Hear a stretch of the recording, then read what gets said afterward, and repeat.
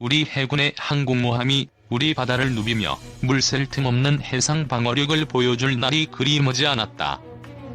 마침내 시행에 들어간 해군의 항공모함 도입 사업이 차질 없이 착착 발걸음을 옮기고 있어 계획대로라면 10년 후에는 태극마크가 그려진 항공모함이 바다를 지키는 모습을 볼 수 있을 것이다. 17일 해군에 따르면 대형 수송함 II 도입을 위한 선행 연구는 현재 계획대로 잘 수행되고 있어 오는 2030년대 초반까지는 전력화가 가능하다. 해군이 도입하기로 한 대형 수송함 II는 경항공모함에 해당한다. 우리 해군의 경항공모함을 어느 조선업체가 만들지는 아직 정해지지 않은 가운데 현대중공업과 한진중공업, 대우조선해양이 수주 경쟁을 벌일 예정이다. 현재 해군은 대형 수송함 I인 독도함을 운영하고 있다. 독도함은 길이 199m, 폭 31m, 최대 속력 시속 41km, 승조원 330여 명과 700여 명의 상륙병력을 태울 수 있다. 또 헬기와 전차, 장갑차, 트럭, 공기부양고속 상륙정 등을 실을 수 있다. 지난 2005년 7월 독도함이 진수됐을 때 일본과 중국 등 주변국들은 한국이 경항공모함을 운영하게 됐다고 대대적으로 보도하며 한국의 해군력 증강을 경계하는 모습이었다. 모습만 보면 독도함은 경항공모함에 속한다고 볼 수 있다. 하지만 경항공모함이라고 하면 함수의 스키 점프대와 같은 갑함이 있어야 하고 수직의 착륙 전투기가 탑재돼야 한다. 독도함은 이런 모습이 아니어서 경항공모함이라고는 볼 수 없다. 해군 역시 독도함은 경항공모함이 아니라 다목적 대형 수송함에 해당한다고 설명했다. 해군이 운용하게 될 대형 수송함 II는 독도함보다 한층 업그레이드된 함정으로 수직이 착륙이 가능한 전투기가 탑재된다. 대형 수송함 II에 실리는 전투기는 미국의 5세대 스텔스 전투기인 F-35B가 유력하다. 대형 수송함 II의 이름은 아직 정해지지 않았다. 대형 수송함은 육지에서 멀리 떨어진 섬의 이름을 붙이는 점을 감안하면 기존의 독도, 마라도에 이어 백령도, 연평도 등과 같은 섬 이름이 붙게 될 것으로 전망된다. 국방부 관계자는 대형 수송함 II는 해군의 첫 항공모함인 만큼 의미가 있으니 국민 여론과 각계의 의견을 감안해 이름을 붙일 것이라며 필요하면 국민공모 등의 이벤트도 진행할 수 있다고 전했다. 우리나라는 수십 년 전부터 항공모함 도입의 필요성이 제기됐지만 뭔가 이렇다 할 성과는 없었다. 1990년대 우여곡절을 겪으면서 러시아로부터 항공모함을 도입했다가 전력화에 실패한 적이 있다. 항공모함 보유국 시도라는 해프닝으로 끝난 어처구니없는 사건이었다. 러시아의 항공모함이 한국에 들어온 사연은 이렇다. 러시아는 1991년 구소련이 해체되자 경제 사정이 매우 안 좋아졌다. 이에 당시 러시아는 육해 공군의 무기들을 해외에 팔았고 여기에는 항공모함도 포함되어 있었다. 이때 러시아는 노브로시스코와 민스코호라는 두 척의 항공모함을 매각하기로 했다. 당시 두 항공모함의 함량을 보면 노브로시스코호는 11년, 민스코호는 15년이었다. 항공모함의 평균 함량이 30년인 점을 감안하면 충분히 사들일 만한 함정이었다. 러시아의 항공모함을 사들이기 위해 세계 각국의 방위산업체 등 33곳이 매수 경쟁을 벌였고 이때 한국도 참가했다. 그런데 한국은 정부가 아닌 영유통이라는 민간 무역회사가 항공모함 매수를 시도했다. 1994년 이 항공모함들은 영유통이 사들이는 것으로 결정이 났다. 영유통은 총 71억 원이라는 싼 값에 항공모함 두 척을 들여왔다. 그런데 러시아는 이 항공모함들을 그대로 팔지 않고 레이더와 방공정보 시스템, 미사일 발사대 등 주요 장비는 모두 해체하고 한국에 보냈다. 1995년 포항 앞바다로 온 이 항공모함은 바다에 떠있는 고철 덩어리에 불과했다. 하지만 이 항공모함이 전혀 쓸모없는 것은 아니었다. 이때 국내의 여러 조선사가 두 척의 항공모함을 직접 들여다보면서 구조를 파악했고 이는 함정건조 기술을 한 단계 높이게 된 계기가 됐다. 군 관계자는 당시 러시아의 항공모함을 분석하면서 얻은 기술로 지금의 독도함 등 대형 함정을 만들 수 있었다면서 그냥 고철 덩어리로만 여겨졌던 러시아 항공모함이 우리의 함정 건조 능력을 업그레이드 시킨 셈이라고 전했다. 이후 영유통은 1997년 외환 위기가 터지자 경영이 어려워졌고 다음 해 두 항공모함을 중국에 팔았다. 1990년대 항공모함을 전력화하지 못한 아쉬움은 있지만 함정 건조 기술은 얻었으니 나름의 성과는 있었던 것이다. 이런 곡절을 겪었던 우리 해군이 수건이었던 항공모함을 마침내 갖게 됐다. 현재 항공모함 보유국은 미국, 중국, 일본, 호주, 이탈리아, 러시아, 영국, 프랑스, 브라질, 인도, 태국, 스페인 등이다. 이제 우리나라도 항공모함 보유국 반열에 올라설 예정이고 이는 여러가지 의미를 가진다. 우선 항공모함은 강한 군사력의 상징이라는 의미가 있다. 급변하는 안보 환경과 자국 우선주의가 강해지는 국제정세 속에서 우리 역시 강력한 힘이 요구된다.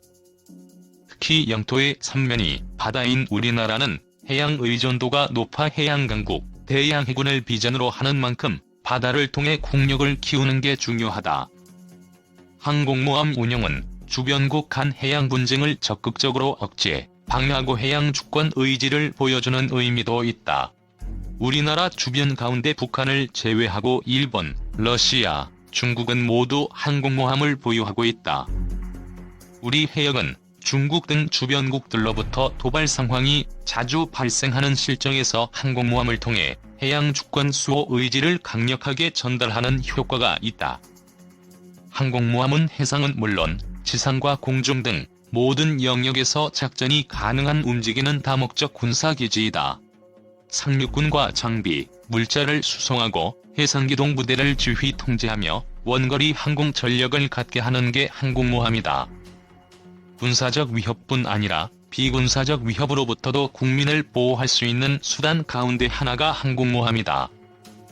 해난사고 발생 시 다수의 헬기와 보트를 현장에 투입할 수 있고 항공모함 자체에 의료시설을 갖추고 있으니 든든한 바다 지킴이 역할도 톡톡히 한다. 전시작전 통제권 전환 이후 한국군 주도의 연합작전 수행을 위한 핵심 중 하나가 항공모함이다. 이런 점에서 항공모함의 운용은 곧 자주국방 능력을 높여준다는 의미도 있다. 일부에서는 우리가 항공모함을 도입함으로써 주변국의 군비 경쟁을 가속화하는 것 아니냐는 우려도 나온다. 한반도의 지정학적 위치를 고려하면 작전 영역이 넓지 않기 때문에 항공모함은 필요하지 않다는 항모무용론도 제기되고 있다. 하지만 현실을 들여다보면 중국과 러시아, 일본 등 주변국은 이미 해양력 강화를 진행하고 있다. 특히 우리의 군사력이 세계 10위권 이내인 점을 감안하면 항공모함의 도입은 늦은 감이 있다. 박창권 한국국방연구원 국방전문연구위원은 경항공모함급의 대형 수송함은 해군의 입체적 작전 능력을 높여주고 다양한 안보 위협으로부터 우리 국민을 보호할 수 있는 강력한 수단이라며 항공모함 운영은 자주적인 전력을 확보해 북한을 비롯한 주변국의 위협에 능동적으로 대응할 수 있는 능력을 갖추는 것이라고 말했다. 해군의 항공모함 건조에 접근해오는 영국. 퀸 엘리자베스급 항공모함 설계 초기에 통상형 항공모함으로 설계하는 방안과 단거리 이륙 수직 착륙 항공모함으로 설계하는 방안이 모두 검토되었다. 해군은 공군의 공대함 화력에 대한 의존도를 낮추고 상륙작전에서 독자적인 항공 화력을 제공할 능력을 갖추기 위해 항공모함을 확보할 예정이다. 항모의 고정익 함재기는 현재로는 F-35B 말고는 다른 기종을 생각하지 않고 있다. 이 때문에 F-35B를 운용하는 항공모함인 퀸 엘리자베스급 항공모함 개발을 주도한 영국의 방산 기업인 바폭사가 영국 정부를 앞세워 한국에 접근하고 있다. F-35B의 함상 운용에 필요한 통합 체계를 구축하고 퀸 엘리자베스급 항공모함 설계에 동합하는 데 성공한 바폭은 고정익 함재기를 운용하는 항공모함을 개발하여 운용한 적이 없는 한국에게 필요한 기술과 노하우를 전수하겠다고 나서고 있다. 퀸 엘리자베스급 항공모함은 5세대 전투기인 F-35B를 운용하는 정규 항공모함이다. 현재 5세대 전투기 운용에 돌입한 정규 항공모함은 QE급 항공모함이 최초다. 밥콕은 QE급 항공모함 개발 프로그램에서 주도했는데 설계 당시에 주안점을 둔 것은 높은 융통성이다. QE급 항공모함은 다양한 임무를 동시에 수행해야 한다. 필요 단독 항공기 출격 횟수와 신속한 항공기 출격이 요구된다. 높은 출격률로 다양한 임무들을 소화할 수 있어야 하는 것이다. 4만 톤급 항공모함으로도 연근해서 방공은 공군에 의존하더라도 상륙 지원 시에 근접 항공 지원과 항공 차단 작전 등에 필요한 높은 출격률을 감당하기 어렵다는 것이 문제다. 그 결과 QE급 항공모함의 항공기 물류 지원 체계를 설계할 때 이 점에 역점을 두었다. F-35B 전투기와 AW101 대형 헬기 등의 임무를 부여받고 신속하게 출격할 수 있도록 항공기의 임무에 최적화된 형상을 신속하게 구성하고 항공모함으로 복귀한 항공기의 정비를 짧은 시간 안에 완료함으로써 항공기의 가동률을 높게 유지하고 항상 많은 수의 항공기를 임무 투입 가능한 상태로 유지할 수 있는 자동화 첨단 물류 관리 시스템을 구축하였다. QE급 항공모함 프로그램의 밥콕은 설계의 30% 이상을 담당하였으며 선체를 구성하는 슈퍼블록 일부를 제작하였다. QE급 항공모함의 선체 슈퍼블록들 중에는 BAE 시스템즈에서 제작된 블록도 있는데 최종 조립 단계에서는 밥콕에 인계되었다.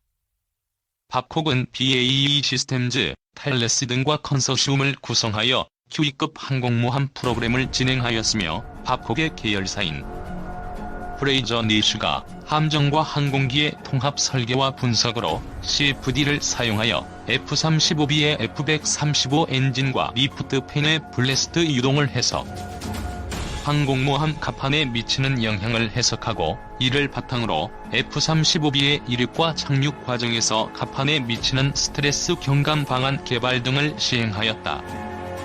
2005에서 2007년 사이에 영국은 F-35B가 아닌 F-35C를 도입하여 QE급 항공모함에서 운용하는 방안도 검토했다. F-35C를 운용하려면 전자식 사출 장치와 같은 사출 장치를 통합하고 항공모함의 비행갑판 제원도 지금의 QE급 항공모함과 다소 달라지는 등 항공모함 설계 전체에 대대적인 수정을 필요로 하여 F-35B를 운용하는 방안을 확정한다. 원래 영국 해군은 함재기로 F-35뿐만 아니라 FA-18F, 라팔까지 고려한 바 있다. F-35C와 FA-18, 라팔은 모두 항공모함에서 별도의 사출 장치를 사용하여 발진시켜야 하기 때문에 필연적으로 사출 장치에 대한 고려도 QE급 항공모함 개발 단계에서 고려되었다. 현재 EMALS 기술은 미국 업체 제너럴 아토믹스가 보유하고 있다. 영국이 EMALS 통합 여부를 고려하던 시기에 EMALS는 개발 중이었기 때문에 리스크와 비용 산출, 평가가 불가능하였다. EMALS가 새로운 기술이기 때문에 실용화가 되지 않아 섣불리 채용을 결정하는 것은 리스크였다. 이 때문에 결국 EMALS를 QE급 항공모함에 채용하지 않기로 결정하고 함재기 역시 F-35B로 확정한 것이다. 대신 EMALS가 미국 항공모함에 먼저 채용되어 충분한 기간 동안 운용되면서 기계적으로 개선되어 신뢰성이 확보되면 차후 QE급 항공모함에도 EMALS를 통합할 수 있도록 EMALS를 수용할 수 있는 여유를 갖는 항공모함으로 QE급 항공모함을 설계하였다. 해군 경항공모함 F-35의 다양한 해양 무인 체계 탑재해야 2030년대 초 실전에 투입될 해군 경항공모함이 수직의 착륙 전투기인 F-35B 외에 다양한 해양 무인 체계를 탑재해야 한다는 의견이 제시됐다. 정호석 전 해군 참모총장은 11일 한국해양전략연구소에 기고한 경항모 건조를 위한 몇 가지 제언이란 그래서 F-35B를 주기종으로 하되 다양한 해양무인 체계를 추가로 탑재, 운용하는 모함, 즉 드론 캐리어로 운용하는 방안도 강구할 필요가 있다고 제안했다. 정 전 총장은 이어 향후 10년 후에 경항모가 취역할 것을 고려시 혁신 무기와 전투체계가 출현할 것을 대비한 예비공간, 전력, 냉각체계 등에 대한 소요도 미리 감안해야 한다며 향후 개발될 신무기 탑재를 고려해야 한다고 조언했다.